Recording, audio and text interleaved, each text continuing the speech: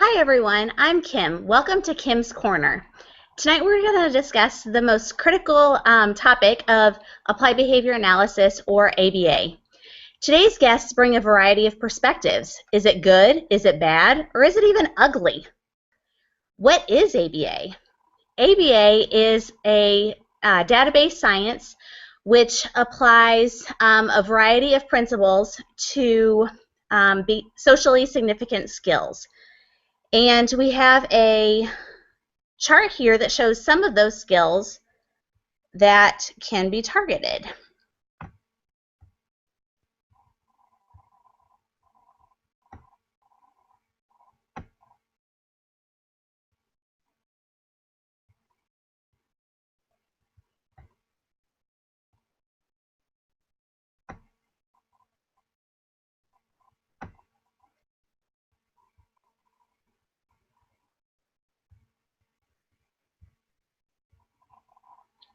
Okay, so as you can see, some of those skills include communication, play and social skills, pre-academic skills, daily living skills, motor skills, behavior management, and school and preschool preparation. So now let's go on and introduce our guests today. We have Allie, who is a parent of a child who is in ABA. We have Katie, a BCBA. Hi, everybody. I'm glad to be here. We have Dr. Wright, a school psychologist. Hello. And we have Kristen, a classroom teacher. Hi there.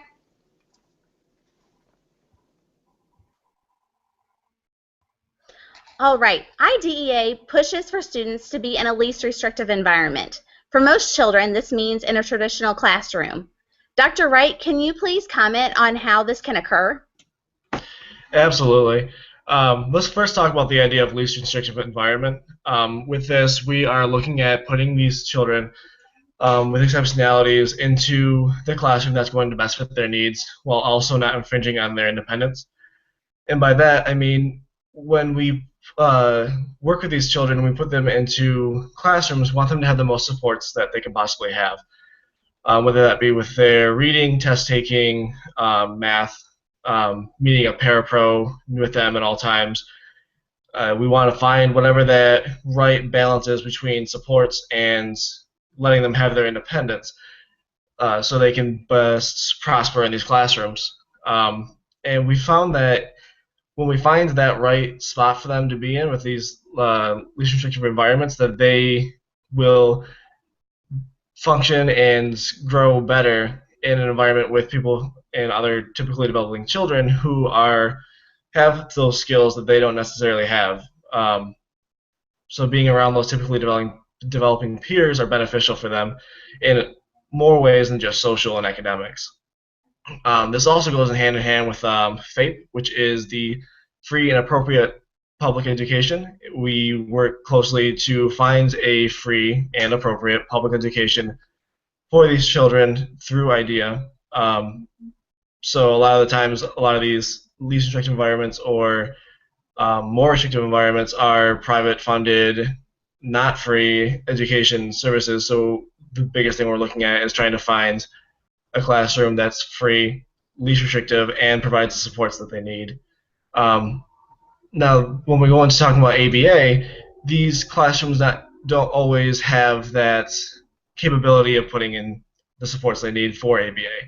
When you have a teacher with anywhere from 10 to 25 students, it's hard for that person to focus their sights on that one specific child or a few children that need those extra supports through the ABA practices. Dr. Wright, can you tell me what types of children would benefit from ABA? From what I understand from the studies, a lot of children could benefit from ABA. It is a study of behavior. It's used widely throughout the world in general, and in schools there's a lot of school-wide programs that you can use, just like simple positive reinforcement. So I think it could help typically and non-typically developing children. Great, thank you. Allie, can you tell us a little bit about how your son has benefited from ABA?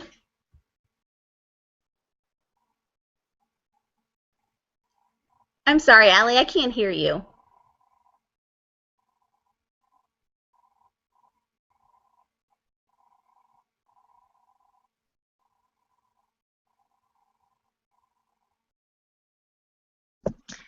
There. Sorry about that, guys. Thanks so much for having me here. I am definitely thrilled to be here. As Kim already said, I am a mom of a son who was diagnosed with ASD at a young age. We have been getting ABA services for a long time now. And that's why I'm here today, because I wanted to comment on the wonderful things that these services have done and have improved my child's life and our life as a family as a whole. So I did bring a small video today. We do get services in home and we do get services at school. But this video today will not show like all the progress that my son has made, but I will tell you about it once we watch it. And maybe we can go over it right now.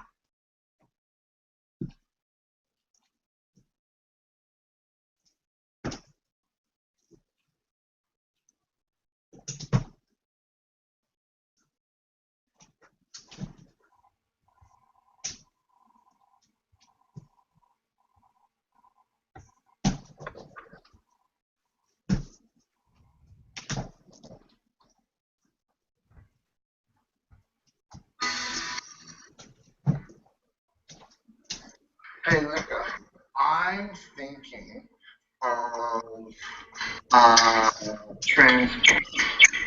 Is it a boat? Oh, nice guess. It's not a boat. This is a transport, and it's an air transport. It's the air transport. Is it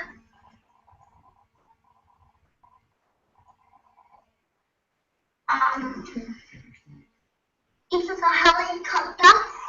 I'm not gonna guess.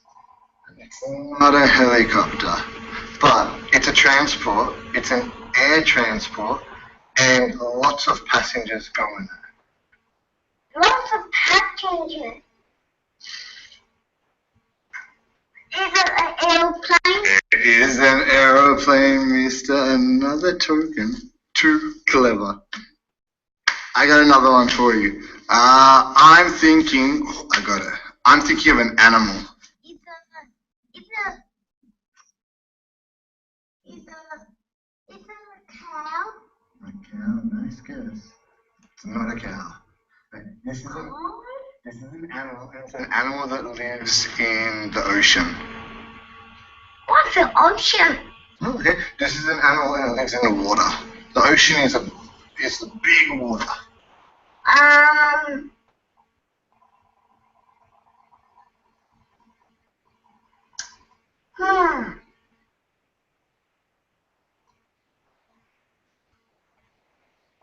like how you're still thinking about this stuff.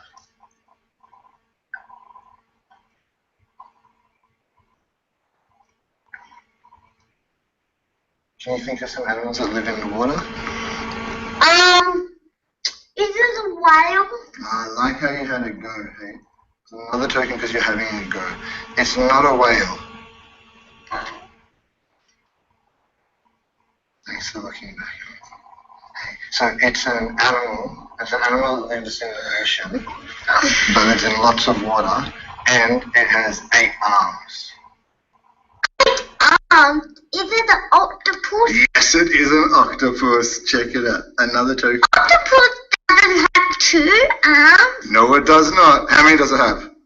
8. 8 long tentacles. Very good for tickling.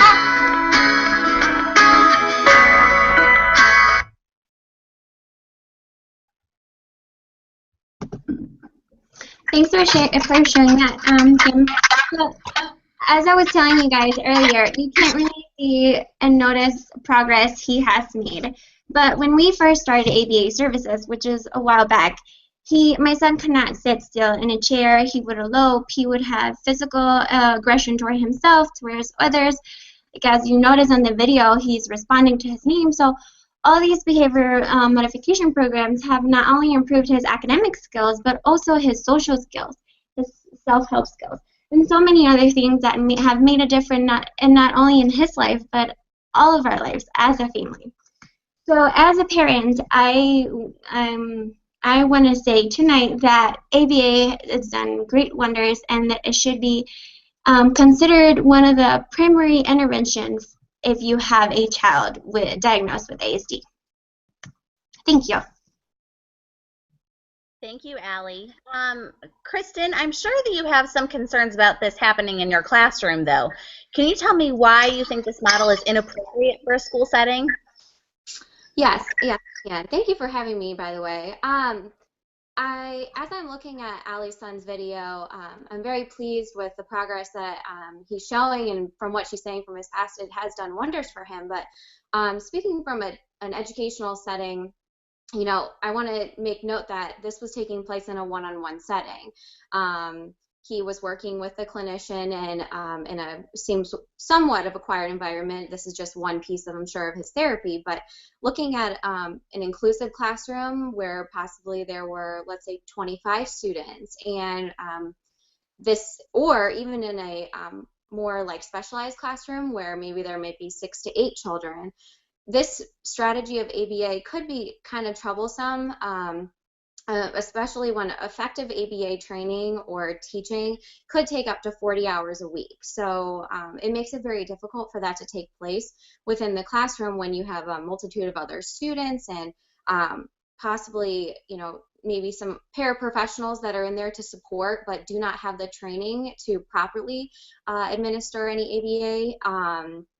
I would like to say, though, that in some practices, in terms of Dr. Wright was mentioning earlier that you can use positive reinforcement and things like that, that can be used, but the more intensive therapy that you're seeing in the video would be very, very difficult to administer in a regular education classroom.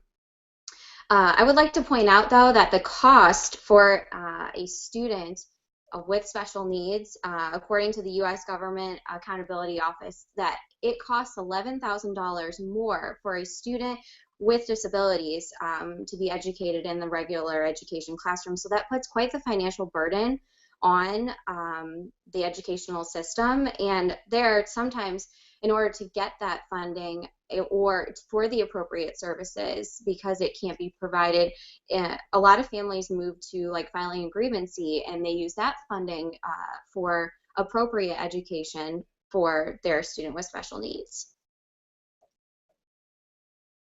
Great, thanks, Kristen. I know you mentioned that you were concerned with the amount of time that it takes out of your classroom. ABA is known to have intensive training for those implementing it. Katie, can you speak as to why so much training is required for those professionals? Yeah, thank you for asking. I actually have several reasons or several things to talk about regarding that issue. In order to effectively implement ABA, you have to have a BCBA with a wealth of background and training for ABA interventions, and that includes coursework and intensive supervision hours that they're required to have. And then that's just to oversee the client. They're not the ones who are usually working with the client. So then you would have to have an RBT who's trained with 40 hours and has a verbal and written exam. And so we have all of these safeguards in place to make sure that our staff are properly qualified and trained in order to implement ABA programs. So that is just one way that we try to make sure that our treatments are effective. And the reason that training is so important in ABA is because it's the BACB, which is the board for BCBAs, RBTs, and BCABAs, requires that BCBAs have the proper, that they first of all adhere by the principles, so do no harm and make sure that you're benefiting others. And you're not benefiting others if you're not properly trained, and the interventions will not be effective either if you don't have that training. So I have a video too that talks about what could happen if you're not properly trained. And in ABA, there are so many reasons that you should be trained. First of all, to make sure that the client is acquiring all those skills needed in the different functioning areas that we talked about earlier in introduction, and then also to make sure that the client is safe. And the video that we're about to show shows an experience that a client had where he was not safe, and that people were giving him restraints and implementing behavior procedures incorrectly, and that led to physical harm towards the client. And in ABA, it's so important to be able to implement all of these behavior training interventions perfectly, and that's why with our clients we try to have as much time with them as possible in order to maximize the acquisition of skills and to maximize the way that our staff is trained as well. So let me refer to you, Kim, so you can pull that video up. Okay.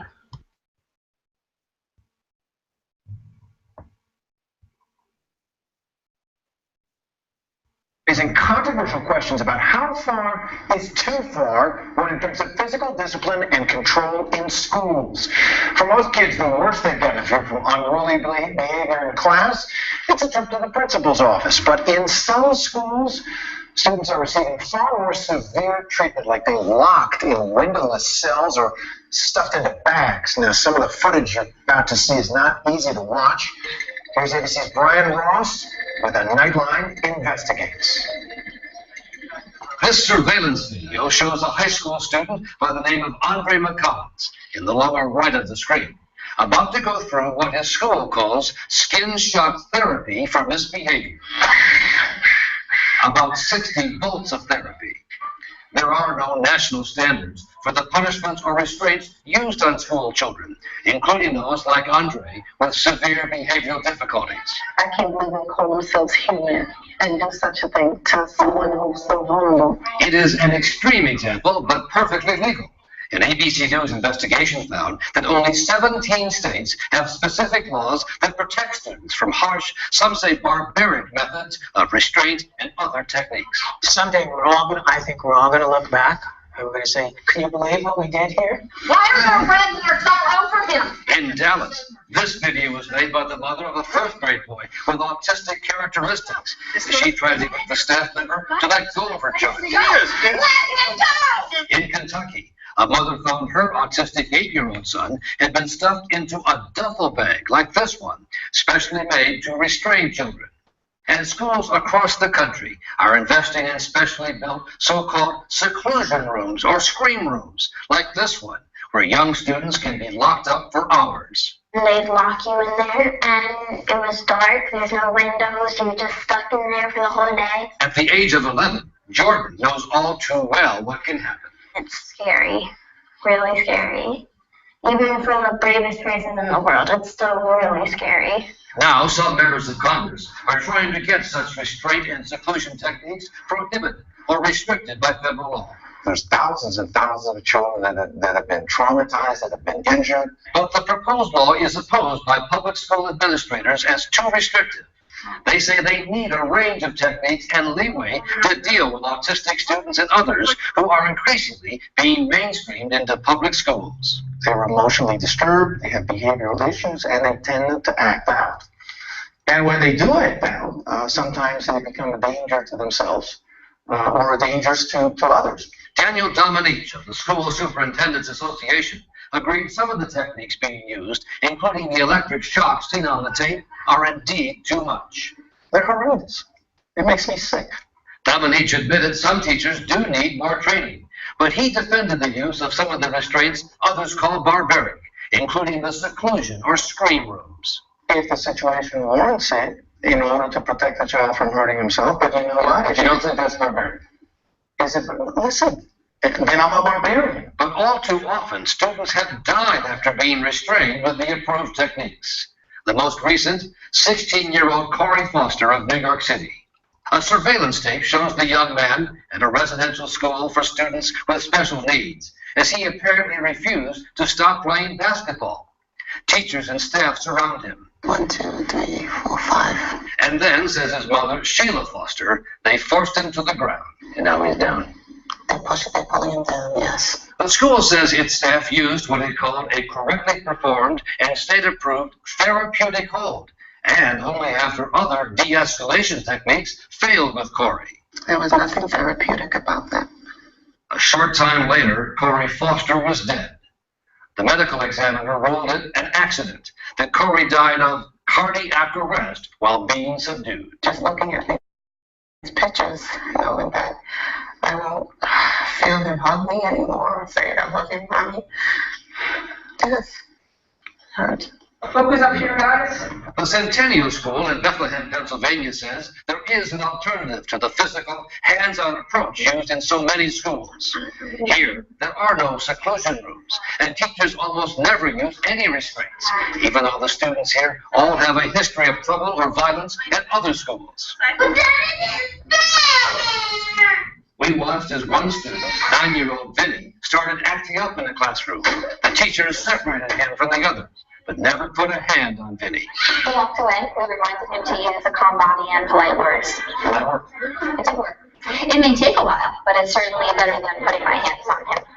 That's the philosophy that the school's director, Dr. Michael George, would like to see spread across the country. So you don't think these restraints, these seclusion rooms, you don't think they work? I do not. I think they contribute to the problem. How so? They make children angrier. They make children resentful. They make children want to engage in more aggression, to get even, to get back. And we heard just that from 6 of the Centennial students, including Jordan. You felt scared and upset, and you were already angry. They described how they said they were dealt with at previous schools. They cross your arms and then hold you like that. They had this really big man that pinned me to the ground. They would just literally just lay on top of you, and you'd just be laying there, can't move. It was really hard to breathe. Do you think that kind of thing works? Does that? No. No. It's worse, sir. Makes it worse? It makes things worse because that's how I get angrier and angrier, and then suddenly I feel like bursting into flames. It isn't a very pleasant thing to be restrained at all. I think sometimes when you get upset, it's always nice to get like a good hug or something. But for now, what happens at this school is the exception, not the rule. For Nightline, Brian Ross. Wow, look at this thing.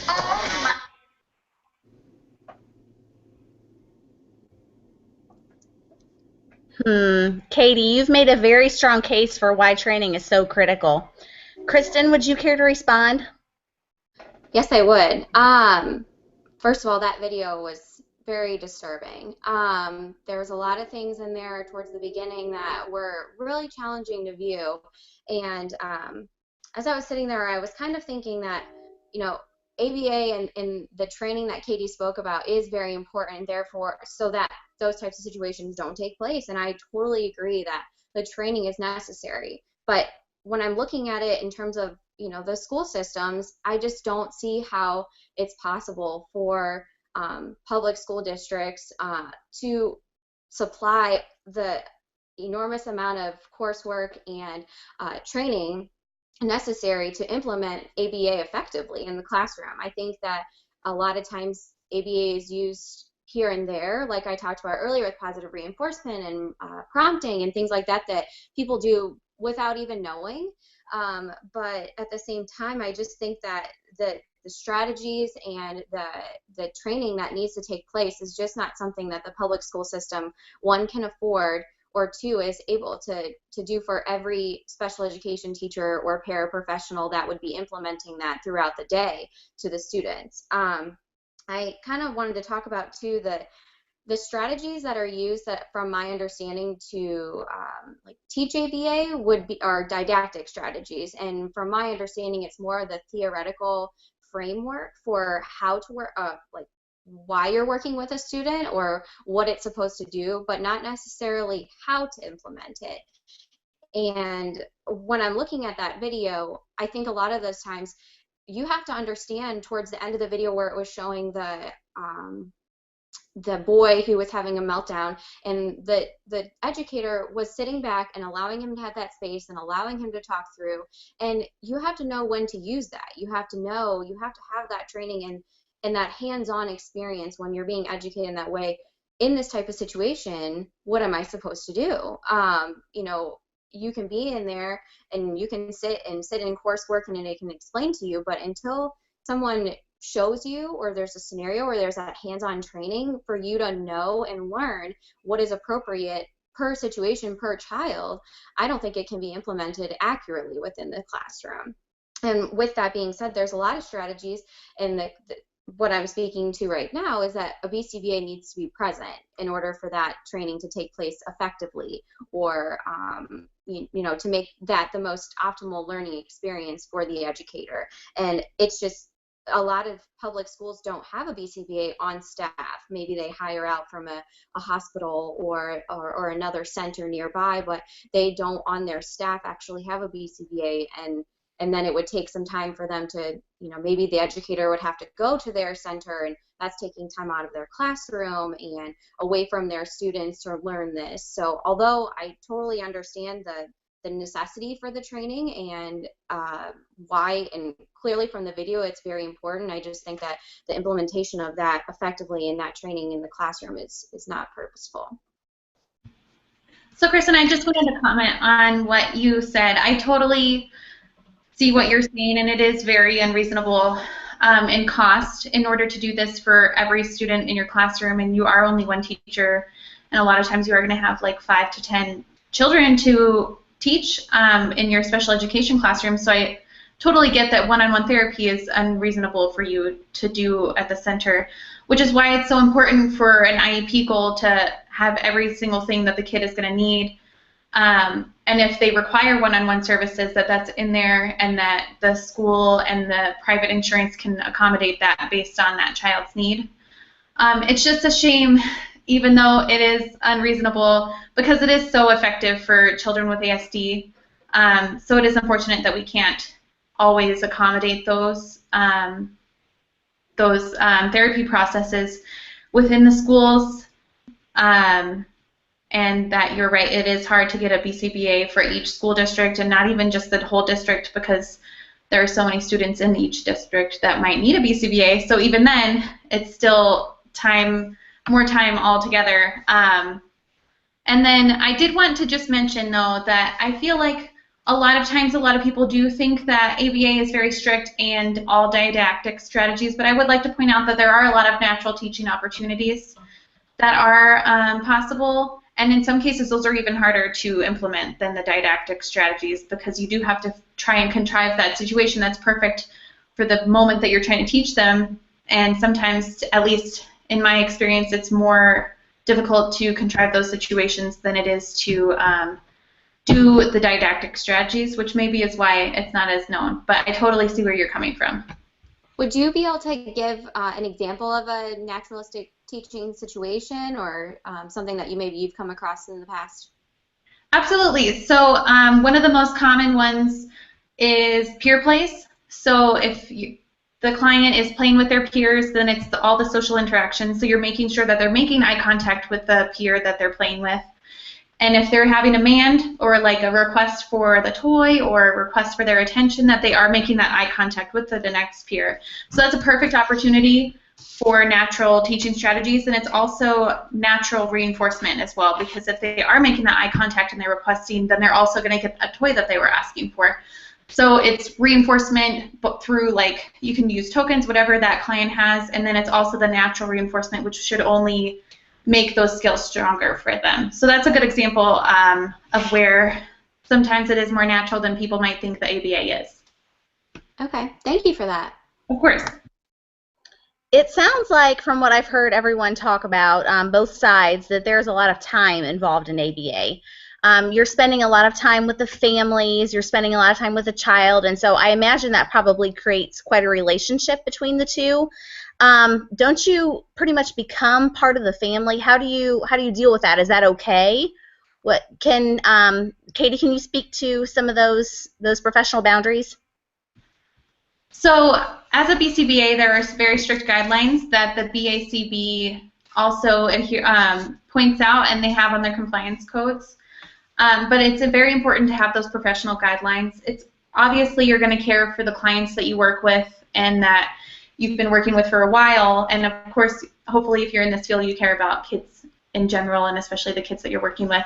But it's important to have those professional guidelines. You don't want to mix those boundaries, because it could create a bias that could hinder the benefits that child receives, and could also, so you might have a bias both ways. So you might think that they're doing better than they are, and you're not looking as much as on the data as you should be. And then you could also, if you have a bias towards one client, not the other, then you might be treating them differently. And so it's just best to remove that possibility at all. And the same with the parents too. You might become very friendly with the parents, but you should still make sure that's a professional relationship and that you can trust that they'll come to you with any concerns and that you can go to them with any concerns that you have too without being afraid that you're going to break that friendship.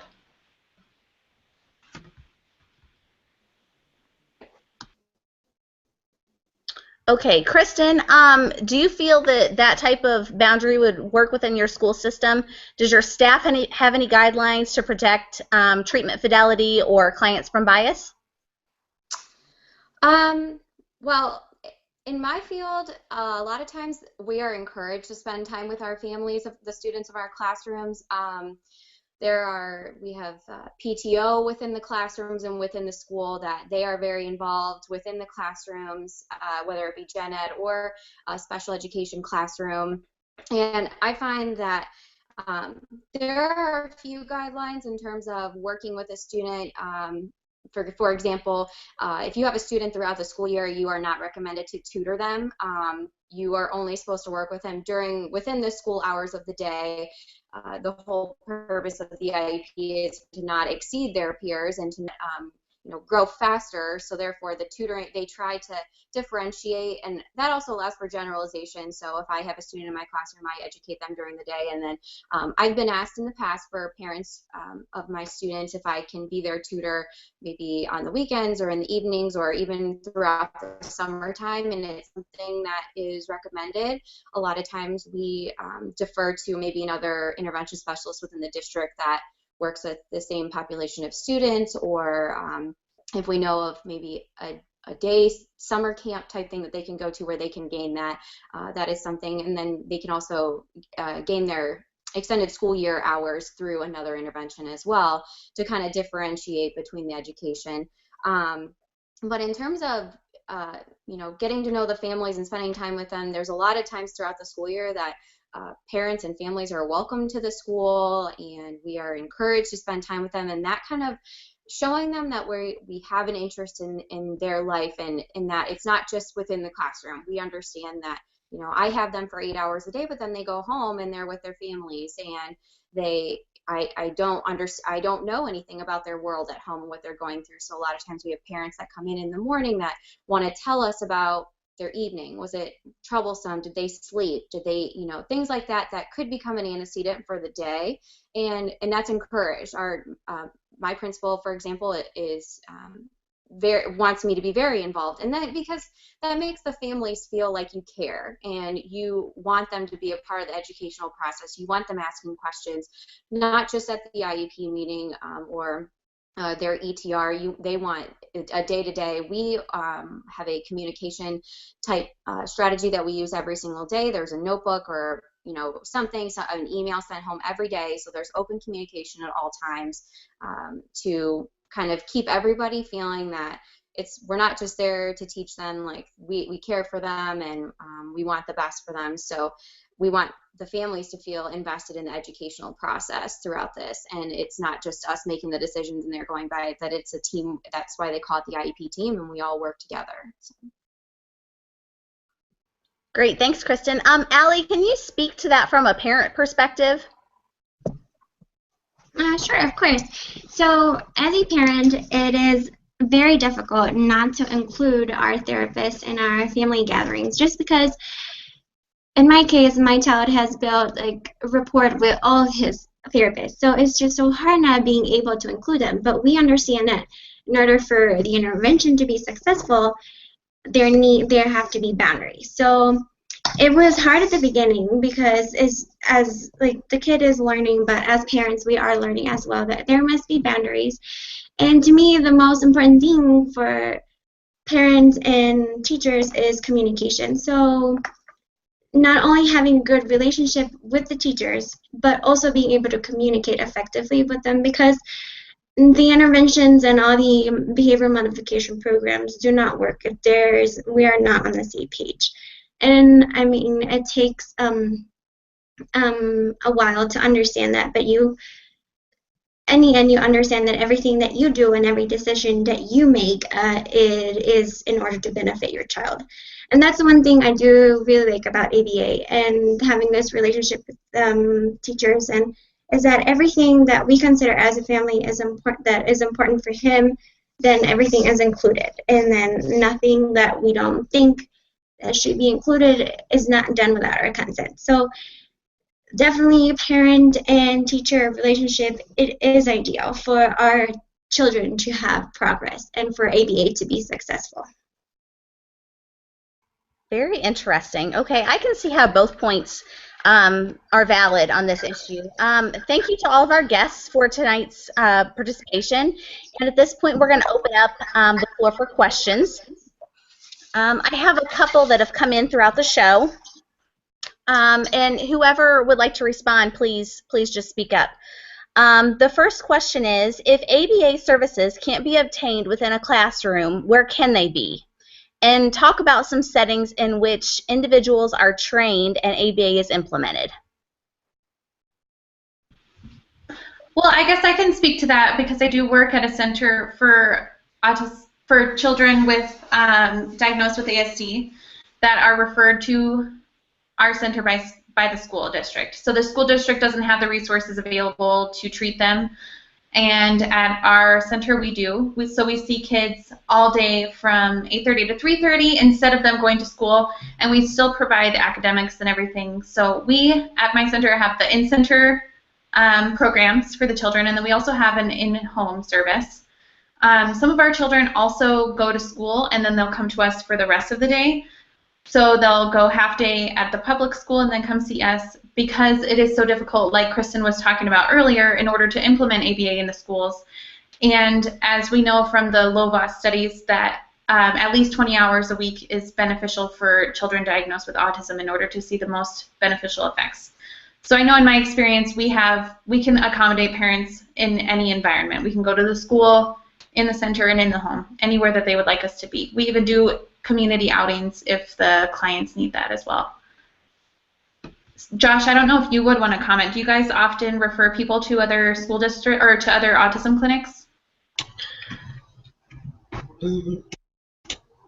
Typically, whenever we find that they need those services and we find that that's the best placement for them, then yes, we will refer them to those clinics.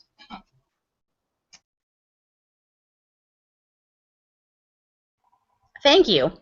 I have another question here. This parent would like to know, am I allowed to invite my student's therapist to their birthday party? Well, I can speak to that from the teacher side of it, and then if Katie, you want to jump in and give your perspective. That has happened on a number of occasions. I am often invited to birthday parties, and we're allowed to go. Like I stated earlier, showing any sort of relationship and letting the families know how important they are to us, that is allowed. But on the contrary to that, there can be some sort of a bias created, because if you go to one, then in my opinion you need to go to all of them. A lot of times the parents communicate with each other, they're a part of parent groups and things of that nature, and I would never want to make the families feel like one student in my classroom is more important to me than another. And so yes, in the teacher aspect, you're more than you can invite them to the party. I just don't want you to feel as if you're being snubbed in any way, or that they don't want to come. It's just it could be a conflict of interest if that were to come about. I think that's a great point, Kristen, because it is great to have that closeness with the family, and then maybe you can see more of the client in a different environment. That could be helpful, but like you were saying, it does provide that feeling of, well, I wasn't invited to this birthday party, or the therapist didn't come to my child's birthday party, so why would that be?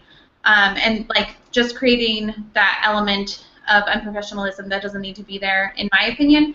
And that's one of the reasons why I think it's important for BCBAs and RBTs to follow that rule in order to create less conflict in that way. I know In my experience, we have fundraisers for the clinic all the time, and you'll see the parents there, and it's great to socialize and see everybody in a different environment, like I was saying, but then there's those moments that just make you feel like, well, maybe this isn't as professional. Like when I've been to a fundraiser before and a parent will offer to buy me a drink or something because they're just really happy and they love the progress that the client is making, and you can understand that and you can feel for that, but you still don't want to cross those lines because you never know where that could lead to, and even accepting gifts from parents is not really appropriate according to the BCB or BACB guidelines also. Yeah, to kind of comment on that, you know, that is kind of where the difference is between the two fields, because there is a limit as to what we're allowed to receive as a teacher, but we receive Christmas gifts and end of the school year, you know, whether it just be flowers or a little card. That's something that you see commonly, and you know, it's just something that from the teaching world, you know, we are allowed to accept that, and I believe some districts do have policies on, you know, the limit or how much that you are receiving, but it is something that there is a difference then. But I can see where that could cause a conflict of interest at times. So. And I would also like to add a little bit to that from a parent's perspective. It's just very difficult not to be able to include your therapist to birthday parties or just to give out gifts. Is just a hard thing, because I was saying earlier, our kids just build this very strong relationship and they have this very big rapport. So it is hard. But as long as like the boundaries are explained in a respectful and professional manner, I think that as parents, we do need to understand that there need to be boundaries, and that, you know, in order for the services to be an intervention to be successful, there need to be professional relationships. Okay, and it looks like we have time for one more question. The last question wants to know if a parent hears something at a parent support or social group, can they text their BCBA and get more information? So as a BCBA, I love it when parents are involved in their child's treatment, and when they're excited to implement something new, or they just heard about something and they just want to understand what it's about. And that's what I'm here for, is to help implement things for your child. So I really love hearing those and having parents that want to learn more and want to help their client or their kid out. So I would be really receptive if a parent came up to me, but I don't think that texting would be as professional. I think that personal cell phones probably shouldn't be given to parents in the first place, and so maybe an email or a work phone number would be better. So in that regard, I would not recommend texting your BCBA, but I think that your BCBA would love to hear if you had an idea for your child.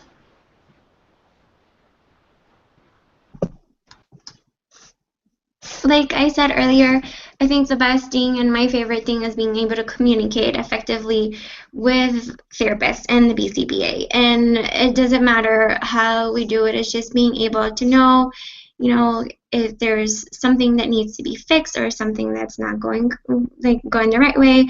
Like Katie just said, maybe texting is not the most appropriate or professional way on doing it, but just being able to communicate effectively is just so important for us as parents. Okay, and I think that's all the time that we have tonight. I'd like to thank once again our guests for giving us their time, and join us again on our next episode of Kim's Corner. Thanks for having us, Kim. Thank you, Kim. It was great to be on the show. Thank you so much. Thanks, Kim.